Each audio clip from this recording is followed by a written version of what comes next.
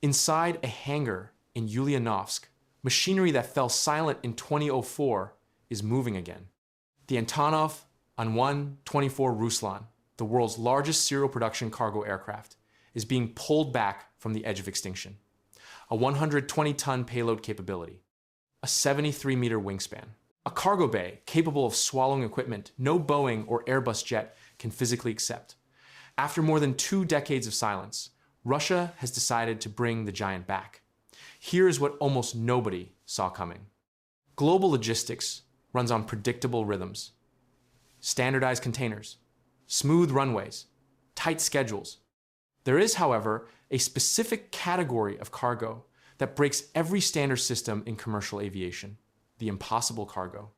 The piece of equipment that is too heavy for roads, too fragile for ships, and too long for any conventional jet. That category is the home of the An-124. The cargo bay measures 6.4 meters wide and 4.4 meters tall.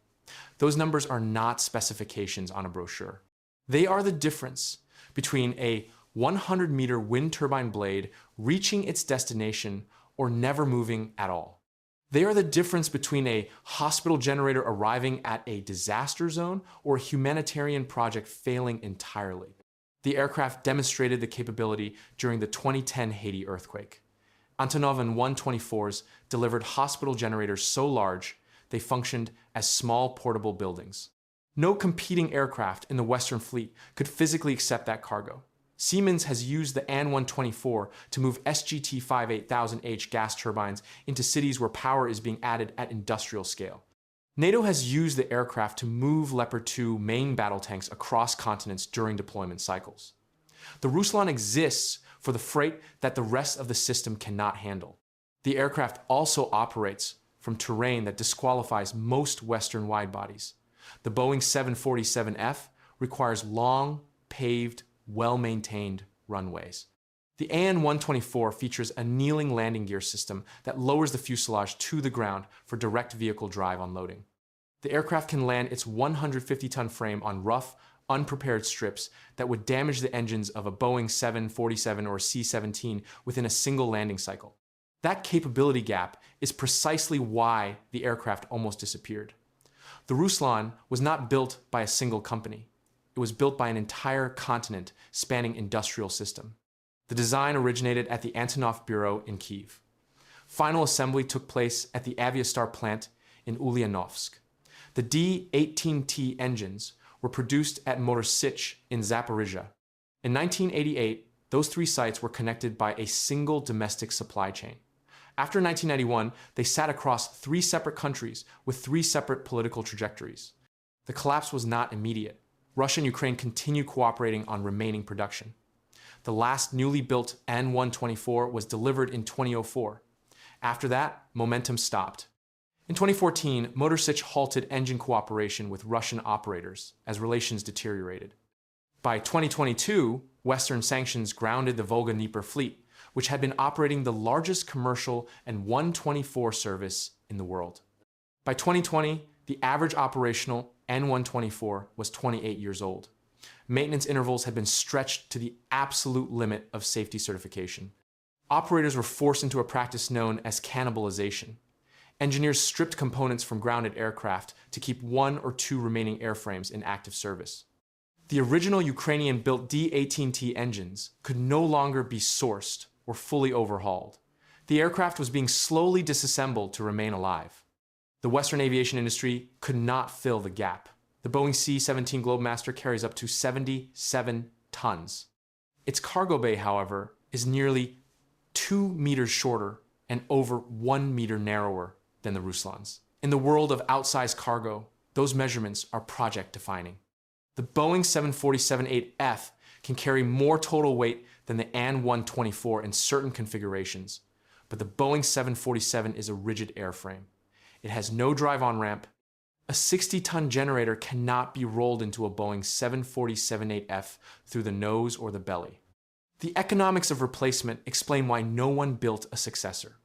The global market for genuinely impossible cargo missions is small. Industry analysis estimates only 200 to 300 missions per year worldwide that physically require an An-124. For Airbus or Boeing, spending $20 billion to develop a new aircraft for 300 annual flights is financially impossible. The world wanted the capability. No commercial entity was willing to fund a replacement. The result was an awkward reality for the Western military establishment. For nearly 2 decades, NATO and the United States Air Force chartered Russian and Ukrainian An-124 aircraft through a program known as the Strategic Airlift Interim Solution. The most powerful military alliance in history was renting Russian-built giants because its own C-17s could not accept the necessary cargo. The arrangement was not a convenience. It was a structural dependency. The demand has continued to grow. Offshore wind turbine blades have reached 100 meters in length, longer than a football field. Those blades cannot move on most roads. They are too fragile for many maritime routes. No Western commercial jet can carry them. The nose-loading capability of the An-124 has become one of the few remaining solutions for transporting that hardware across continents. Moscow looked at the grounded An-124 fleet in 2022 and saw something the rest of the world did not. Not a stranded asset, a piece of industrial leverage. The hangars at Aviastar SP in Ulyanovsk are no longer silent.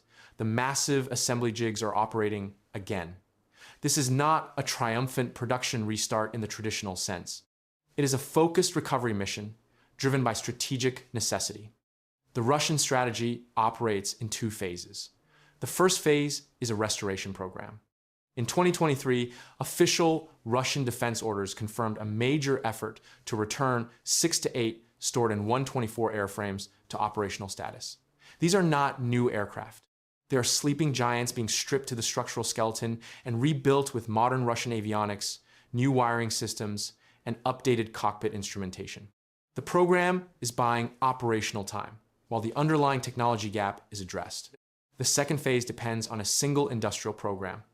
The entire future of the An-124 rests on the development of the PD-35 engine. The PD-35 is being developed by Aviation at the Perm Engineering Complex. The design target is 35 tons of thrust, making the PD-35 the largest turbofan engine ever attempted by Russian industry. Without the PD-35, the An-124 remains dependent on aging Ukrainian-built engines that cannot be sourced. With the PD-35, the airframe becomes independently sustainable for the first time in its operational history. Bench testing of the PD-35 core began in 2023.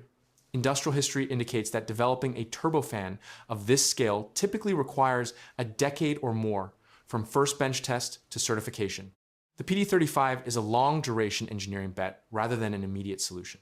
The aircraft is not returning at the scale or with the global reach it once held.